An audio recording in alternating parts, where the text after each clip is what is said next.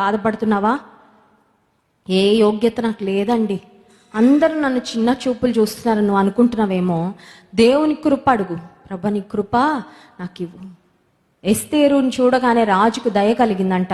English బైబిల్లో ఉంటుంది, the king had favour. ఎస్తేరుని చూడగానే రాజుకి ఫేవర్ వచ్చిందంట. గాడ్స్ ఫేవర్ మన మీద ఉంటే అదే మన లైఫ్కి ఫ్లేవర్ యాడ్ చేసేస్తుందంట. Hallelujah. The favour of God adds flavour to our life.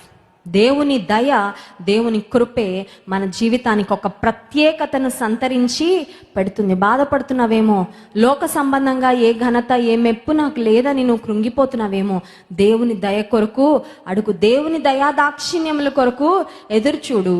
ఇప్పుడు అందరి జీవితం ఒకేలా ఉన్నట్టు అనిపించవచ్చు, అందరి పరిస్థితులు నీ పరిస్థితులు ఒకేలా ఉన్నట్టు అనిపించవచ్చు, కానీ నీ భక్తికి నీ విశ్వాసానికి ప్రతిఫలము వచ్చే దినము దగ్గరలో ఉంది. హల్లెలూయా.